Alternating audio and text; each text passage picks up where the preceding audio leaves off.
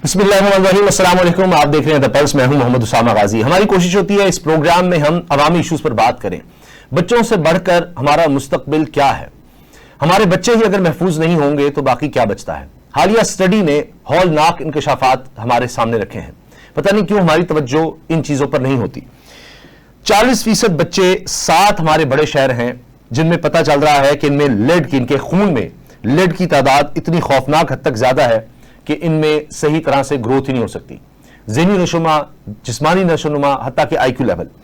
इसकी वजह क्या है, क्यों ये हुआ है? और ये यूनिसेफ और नेशनल हेल्थ सर्विसेज ने मिलकर ये सर्वे करवाया है और वहां पर ये पता लगा है कि 4 बच्चे, हर 10 में से 4 बच्चे इन शहरों में जिनकी उम्र 12 से लेकर 36 महीने के दरमियान है, उनमें लेड की तादाद उनके खून में बहुत ज्यादा पाई गई है। आज हम इस पर बात करेंगे। सलमान काजमी साहब मेडिकल डॉक्टर हैं, उन्होंने हमें ज्वाइन किया है। सादिया मजहर साहिबा बड़ी मशहूर मारूफ बहुत अच्छी सहाफ़ी हैं और बड़ा डीपली काम करती हैं, खासतौर पर जहां ह्यूमन इश्यूज होते हैं। मैं आप दोनों का शुक्रिया अदा करता हूं। सादिया, आपसे आगाज करते हैं। ये बताइएगा, अच्छा पहले डॉक्टर साहब आपसे आगाज करते हैं। ये बताइए कि इसकी क्या वजह है कि हमारी इतनी इस पर तवज्जो नहीं रहती? क्या हम समझते हैं कि बच्चे में कोई और बीमारी आ गई, जबकि अगर ये लेड की तादाद ज्यादा होती है खून में तो इससे होता क्या है? देखिए जी, जैसे जैसे बच्चे के अंदर लेड की मिकदार बढ़ती चली जाएगी, बच्चा जो है वो आहिस्ता आहिस्ता उसकी जो कॉग्निटिव इंपेयरमेंट होने लग जाएगी, यानी कि उसकी जो कंसंट्रेशन है सोच की और जो दिमागी तौर पे वो स्लो होता चला जाएगा। और साथ साथ उसको कब्ज रहने लग जाएगी और फिर अनीमिया होने लग जाएगा। अनीमिया का मतलब है कि खून की कमी जिस्म में होने लग जाएगी। बच्चा जो है वो उसका रंग पेल हो जाएगा और उसकी जो एक थका थका रहेगा। घर अगर स्कूल जाता है तो वो घर आएगा, घर आके गिर जाएगा बिस्तर पे, कहेगा मैं बहुत थक गया हूँ, मैं ज्यादा काम नहीं कर सकता। हाथ आपको देखेंगे तो बिल्कुल व्हाइट से नजर आएंगे, पिंक नहीं नजर आएंगे। तो आपको फील होगा कि यार बच्चा जो है ये पहले तो ठीक था मगर अब इसको क्या होता जा रहा है, ये रूटीन का काम भी नहीं करता, बच्चों के साथ खेलता भी नहीं है, क्लासरूम से निकलता है तो कहता है कि मुझे घर ले जाओ, घर आता है तो बिस्तर में घुस जाता है, कहता है मैंने नहीं निकलना, मैं थक गया हूँ, हर वक्त थका थका रहेगा।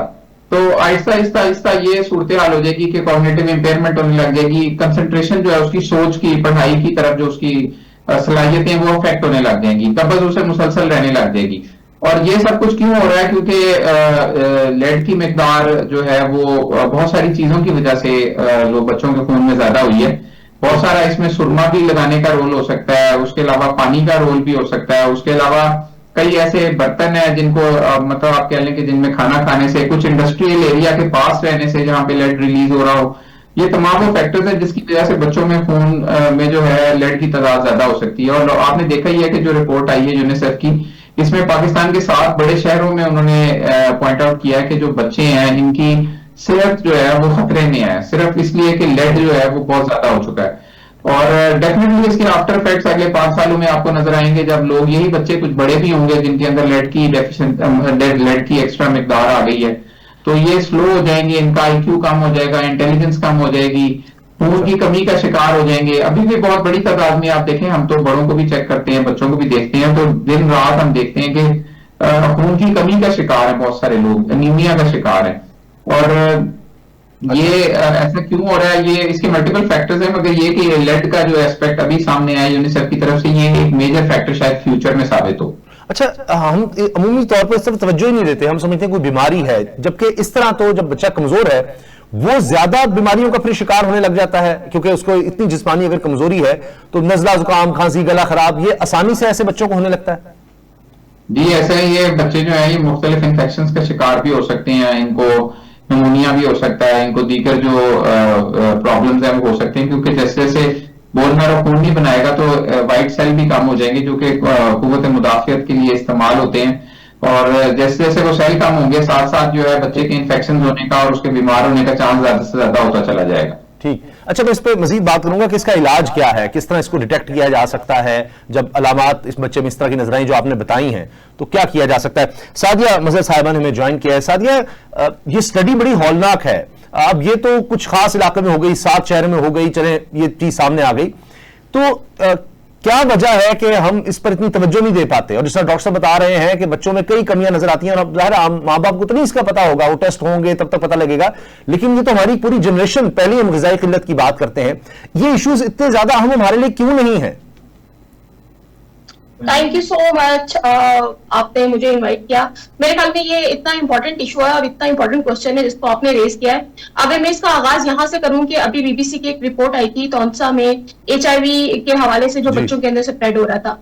अनफॉर्चुनेटली आप उस पर देखिए कि हमारी अपनी गवर्नमेंट का इतना इररिस्पॉन्सिबल रिस्पॉन्स आया और तौंसा में जो HIV के केसेस थे ये अभी हाईलाइट नहीं हुए थे। हम इसको 2024 से रिपोर्ट कर रहे थे और तब भी इंक्वायरी बैठी थी, लेकिन क्योंकि हमारी अथॉरिटीज ने चीजों को देखना होता है, तो यहाँ पर जब अथॉरिटीज ये कहेंगी कि नहीं जी ये तो बीबीसी की जो रिपोर्ट है ये तो गवर्नमेंट को खराब करने के हवाले से जो है बस एक प्रोपेगेंडा है। अगर मैं इसी हवाले से बात करूं जो अभी ये जो अभी रिसेंट रिपोर्ट आई है, आप अंदाजा लगाइए कि पाकिस्तान के अंदर लॉज मौजूद है। आप एनवायरमेंटल प्रोटेक्शन अथॉरिटी की बात करें तो ये उनकी रिस्पॉन्सिबिलिटी है कि जो डॉक्टर साहब अभी बात कर रहे थे इंडस्ट्रियल एरियाज की, तो ये उन्होंने मेक श्योर करना है कि इंडस्ट्रियल एरियाज के अंदर जो रेजिडेंशियल एरियाज हैं वो आ सकते हैं नहीं आ सकते, क्या इंडस्ट्रीज रेजिडेंशियल एरियाज के अंदर लग सकती है नहीं लग सकती। आप एक दफा ये सारी चीजों के प्रूफ देख लीजिए ना, जहां जहां इंडस्ट्रीज लगी हुई हैं, इंडस्ट्री का जो वेस्ट जाता है वो कितना इफेक्ट करता है। इसी तरह जो गंदा पानी है, अनफॉर्चुनेटली हमारे पास इंटरनेशनल इतनी ऑर्गेनाइजेशंस है, WHO के इतने प्रोग्राम्स चल रहे हैं, और अगर आप देखिए कि WHO के प्रोग्राम्स के हवाले से भी सिंध में करप्शन का बहुत बड़ा स्कैंडल भी सामने आया। यानी आपको इंटरनेशनल ऑर्गेनाइजेशंस साफ पानी के लिए फंड्स दे नहीं है, क्या आप वो प्लांट्स लगा रहे हैं? ये सारी वो चीजें हैं जहां पर हम फ्लॉ देखते हैं कि एज एन जर्नलिस्ट क्या हम इन चीजों को हाईलाइट कर रहे हैं, क्या हम गवर्नमेंट को आंसरेबल बना रहे हैं? लेकिन अनफॉर्चुनेटली हम भी सोचते हैं कि हम बड़े बड़े हाउसेज या बड़ी बड़ी और चीजें जो है उन पे बात करें, लेकिन ह्यूमन राइट्स के जो इश्यूज है हम इस पे बात ना करें।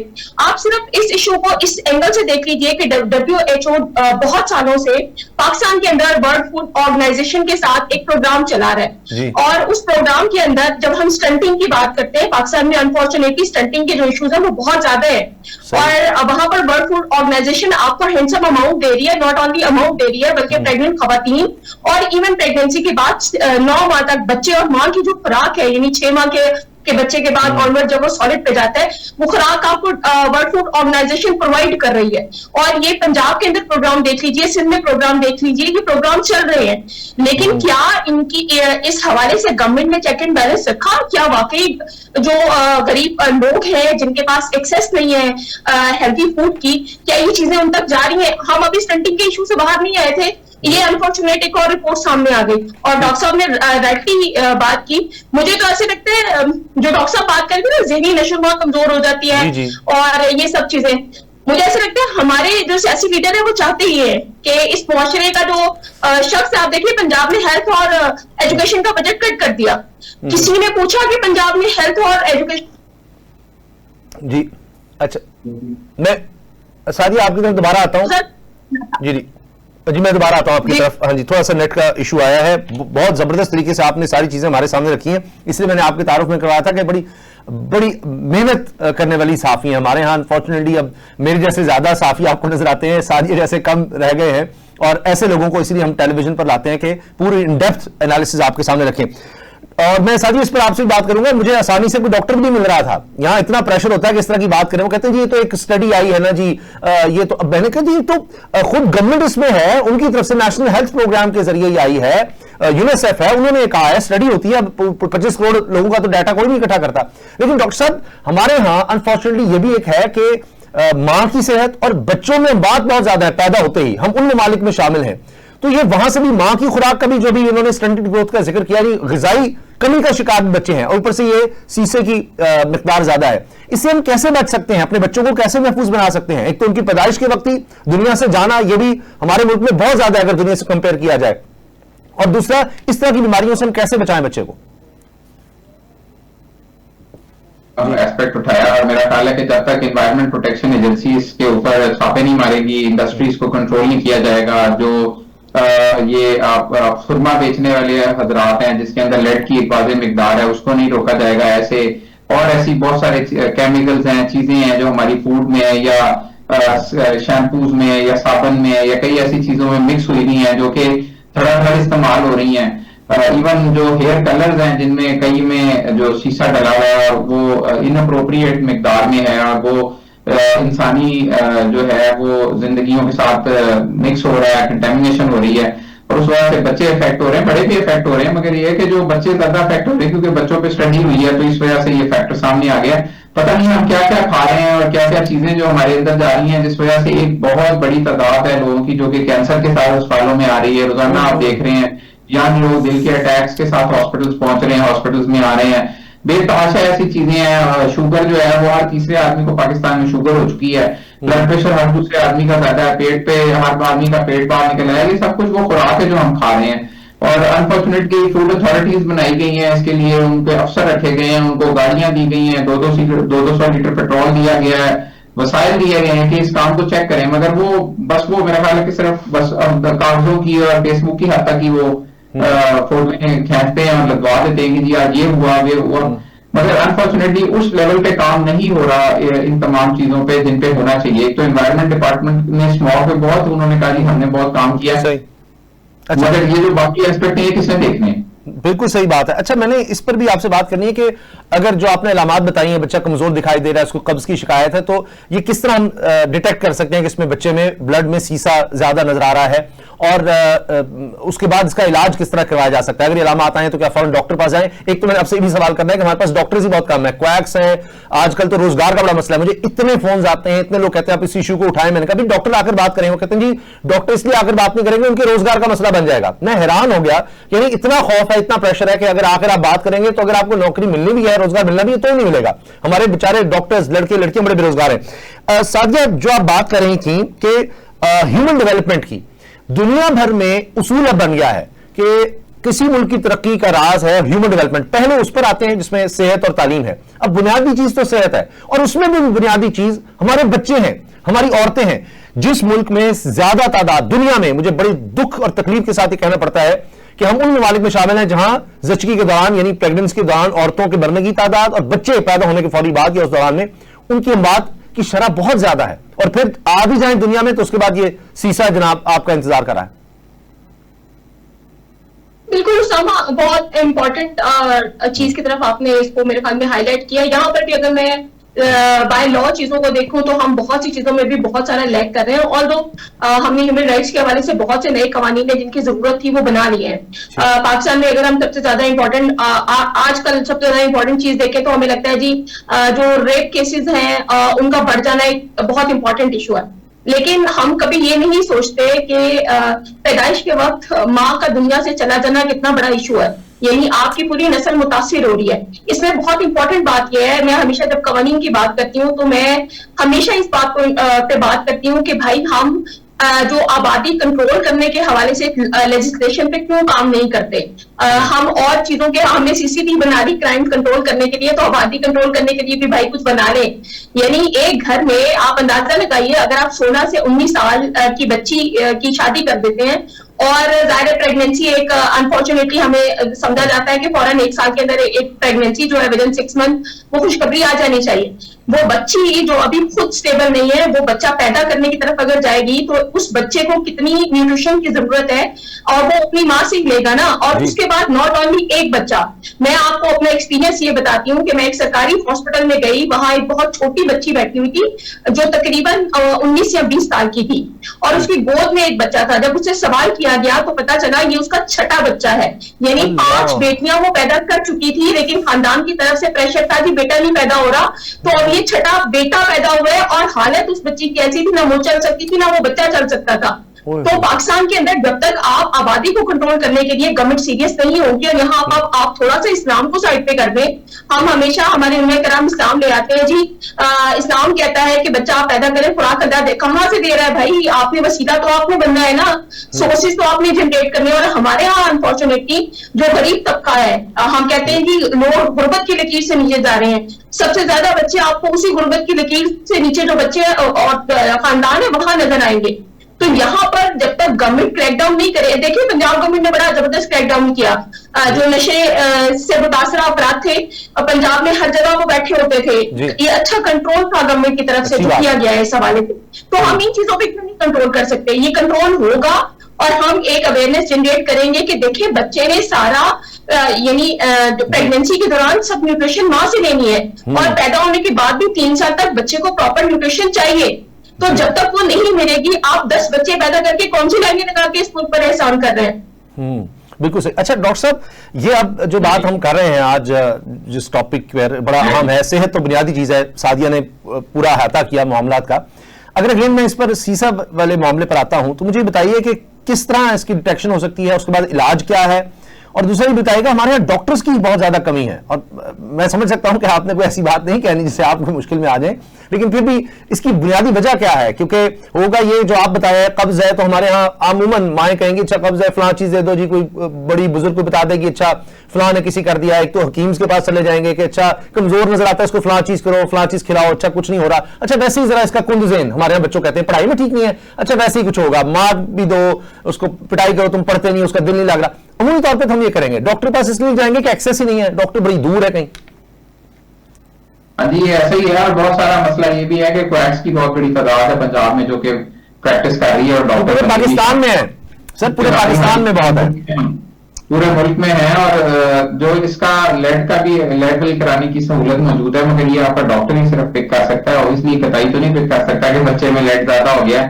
प्लस ये कि हिस्ट्री बड़ी इंपॉर्टेंट है कि किस एरिया में बच्चा रहता है, वहां कोई फैक्ट्रीज तो नहीं है, कोई इंडस्ट्रियल एरिया तो साफ नहीं है जिसके अंदर से पानी का सोर्स कहाँ पे है। ये तो नहीं कि पानी है उसमें कंटेमिनेशन हो रही है सीवरेज के पानी की, और उसके जरिए केमिकल्स आ रहे हैं और उस इलाके के सारे लोग बीमार हैं, किसी को पेट की बीमारियां, खून की कमी का शिकार है, कोई और इंडस्ट्रियल केमिकल्स आ रहे हैं।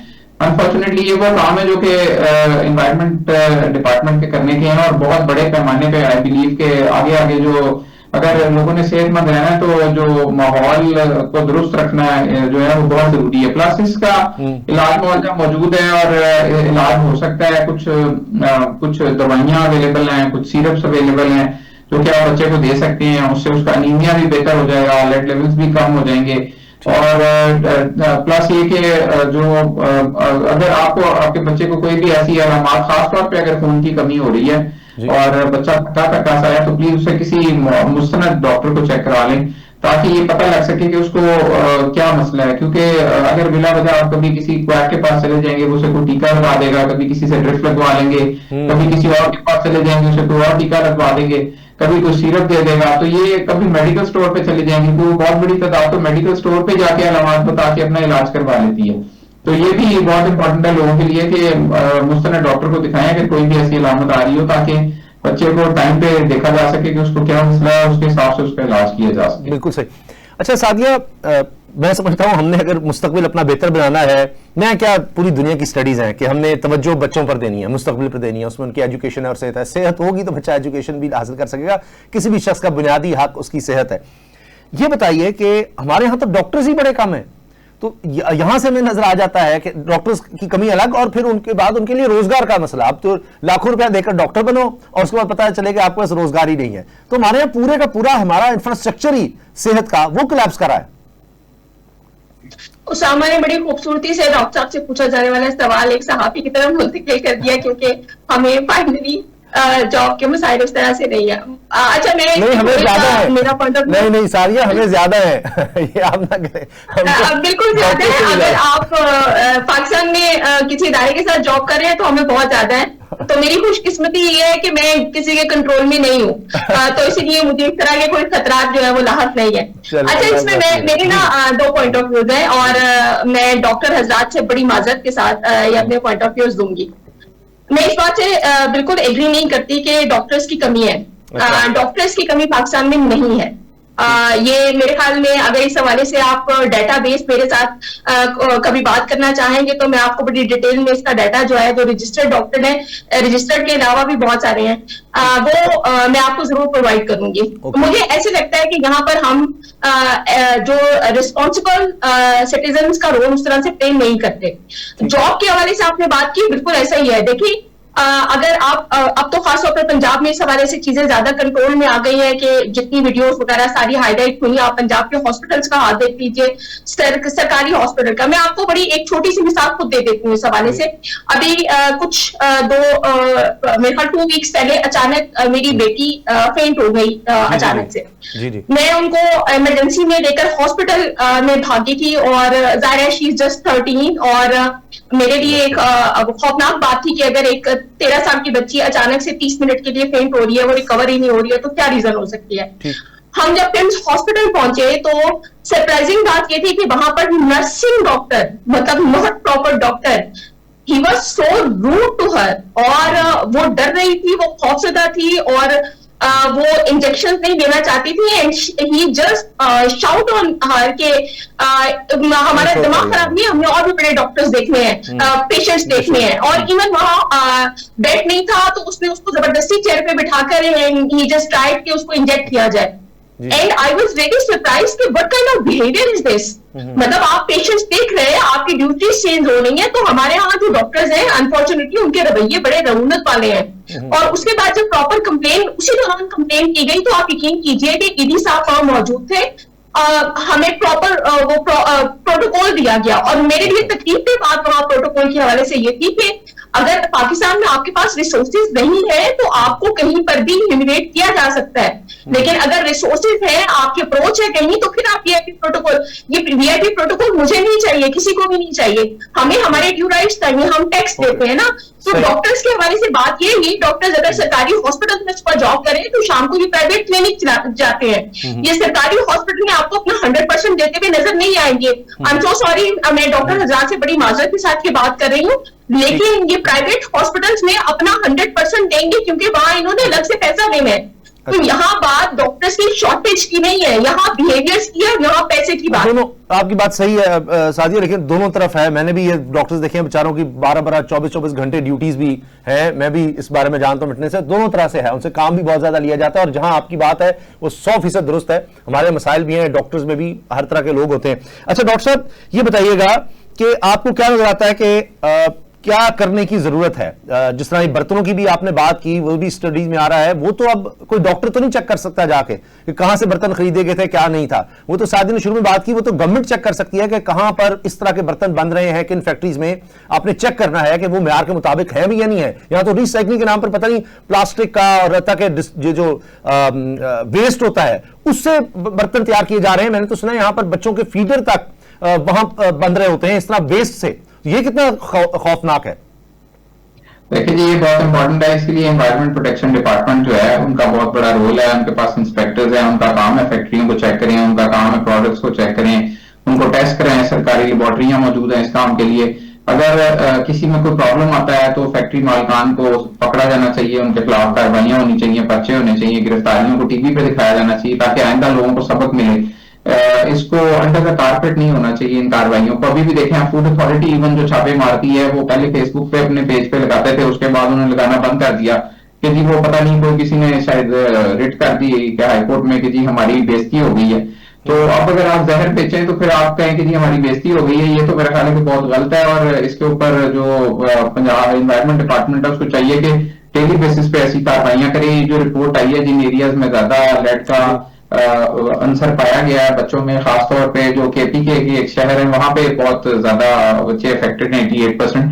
तो उनको चाहिए कि उस एरिया में खासतौर पे जो एनवायरमेंट डिपार्टमेंट है वहां का वो कार्रवाई करे और जो फैक्ट्रियों को चेक करे, जिस जगह से ये फैल रहा है उनको गिरफ्तार किया जाए, उनके खिलाफ कार्रवाइयां की जाए ताकि बाकी जगहों पे ये मिसाल बने और लोगों को ये सबक मिले कि अगर हम इस तरह के काम करेंगे जिससे बाकी लोगों के बच्चे अफेक्ट होंगे तो हमें पकड़ा जाएगा, गिरफ्तार किया जाएगा, जेलों में डाला जाएगा, चाहे बाद में उनकी जमानत हो जाए, मगर एक दफा तो मैसेज जाएगा लोगों को। ठीक है, बहुत बहुत शुक्रिया आपका जनाब डॉक्टर सलमान काज़मी साहब, आपने हमें वक्त दिया, और मोहतरमा सादिया मजहर साहिबा आपका भी बहुत बहुत शुक्रिया।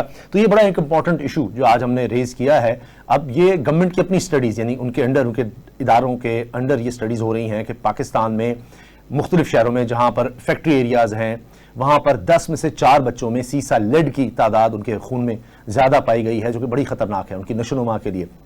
उनकी सेहत के लिए। तो अब ज़रूरत इस चीज़ की है कि जो जो इदारे हैं, एनवायरमेंटल प्रोटेक्शन की बात हुई है, दीगर इदारों की, वो इन चीज़ों को चेक करें, बच्चों को सही तरह मेडिकल केयर मिल रही हो, ताकि हम एक बेहतर मुस्तकबिल देख सकें। प्रोग्राम में वक्त है ब्रेक का, और ब्रेक के बाद इस्लामाबाद में एक बड़ा अंधोनाक वाक़या पेश आया। अगवा के बाद एक नौजवान को कत्ल कर दिया गया, और इसमें एक लड़की का, 19 साल लड़की का बताया जा रहा है कि हाथ है। किस तरह उसने इस नौजवान को अगवा करवाया, फिर उसको कत्ल करवाया, किस तरह किराए के कातिल उसने हासिल किए। अमूमी तौर पर समझा जाता है कि 18-19 साल की बच्ची किस तरह से इतनी सफाक हो सकती है, लेकिन ये कहानी दिल दहला देने वाली है। इस पर हम बात करेंगे ब्रेक के बाद। ब्रेक के बाद खुशामदीद। इस्लामाबाद में एक बड़ा ही अंधोनाक वाक़या पेश आया। एक नौजवान को अगवा किया जाता है इस्लामाबाद के बड़े पोश इलाके से। 3 अगवाकार होते हैं, और उसके बाद अगले दिन इस नौजवान फरुख की लाश मिलती है खैबर पख्तूनख्वा से। उसके बाद तफ्तीश में पता चलता है कि एक लड़की 19 साल, सिर्फ 19 साल उसकी उम्र है, और उसने किराए के कातिल हासिल किए और उनको अपने फ्लैट में ठहराया, फिर रेकी की और उनके जरिए इस नौजवान का कत्ल करवाया। इसमें स्वाद से ताल्लुक रखने वाला एक कांस्टेबल भी मुलव्वस है, जिसके जरिए इस खातून ने, इस लड़की ने ये किराए के कातिल हायर किए। इस पर जब मैंने कुछ लोगों से बात की तो पता ये चला कि ये कुछ 3 दोस्त थे, फरूख के और भी 2 दोस्त थे, और उनमें से एक के साथ ये लड़की उसका कोई ताल्लुक था, या ये कहती थी कि जी मेरे से निकाह हुआ है इस तरह से, लेकिन फिर वो ताल्लुक खत्म हुआ तो ये लड़की समझती थी कि फरूख ने ये ताल्लुक खत्म करवाया है, और उसका बदला लेने के लिए गुस्से में इसने इसको कत्ल करवा दिया। बाज़ लोग ये भी कह रहे हैं कि बाकी 2 जो दोस्त थे, ये 3 दोस्त थे, उनको भी मरवाना चाहती थी। तहमीना शेख मेरे साथ हैं, मशहूर मारूफ एंकर पर्सन है, सोशल और क्राइम इशू पर बहुत ज़बरदस्त शो करती हैं। तहमीना, क्या पता चल सका है, आपके ज़राए क्या बताते हैं, ये सब क्या हुआ? क्योंकि अमूमी तौर पर हमारे यहाँ इस तरह के अंधोनाक वाक़यात रिपोर्ट होते हैं तो देखा जाता है कोई लड़का है जिससे शादी से इनकार किया लड़की ने, तो उसने कुछ इस तरह का कर दिया। यहां पर बहुत सी कहानियां चल रही हैं। कोई कहता है कि जी शादी से इनकार पर यह किया, या दोस्तों के साथ कुछ इस तरह से था, या ये लड़की इल्जाम लगाती थी कि ये तंग करते थे। बहुत सी कहानियां हैं जो मैंने आपको बताई, मैंने जो इस्लामाबाद में राब्ता किया, मुझे तो ये चीज पता चल सकी। बहुत शुक्रिया आपका। जहां पर हम बात करते हैं फरूख अफजल के कत्ल के हवाले से, सबसे पहले तो बात यह है कि ये वो खबर है जिसका वजीर आजम ने नोटिस लिया। ये वो खबर है जो इस्लामाबाद के एक पोश इलाके में ये वकुआ होता है। कोई छोटी बात नहीं है कि एक शख्स अच्छा खासा वेल बिजनेसमैन है, वेल सेटल्ड है, वो अपने डाले पर आता है, घर के अंदर गैरेज में गाड़ी लगाता है, और पीछे से उसके ब्लैक कलर की करोला आती है। 4 से 5 मुसल्ला अफराद उतरते हैं, जबरदस्ती उसको बिठाते हैं अपने करोला में और लेकर उसको फरार हो जाते हैं। और फिर 2 दिन के बाद वो अगवा का जो पर्चा दर्ज हुआ था, जिस दिन ये गायब हुआ, उसमें मुगवी तो ना बाजियाब हो सका, अलबत्ता उसकी लाश जरूर मिली सवाबी के एक अस्पताल से। ये इंतहाई अफसोसनाक बात है।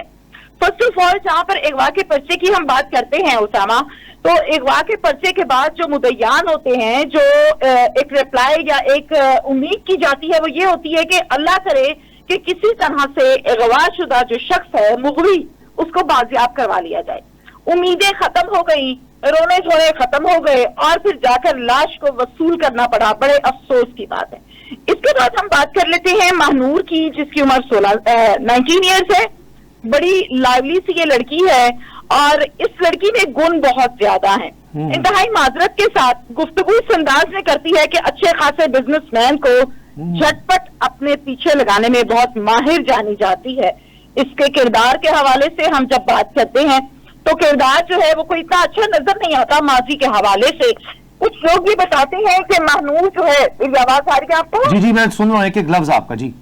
कुछ लोग ये बताते हैं कि महानूर जो है, ये उसका किरदार जो है, ये उसकी हैबिचुअल है कि एक छोड़ना है, उसको यूज करना है, उसको खाना है, उससे फवाइद लेने हैं, और फिर उसके बाद जैसे मोबाइल का न्यू मॉडल मार्केट में आता है, इस तरह से ये भी मॉडल चेंज कर लेती है अपने फवाइद हासिल करने के बाद।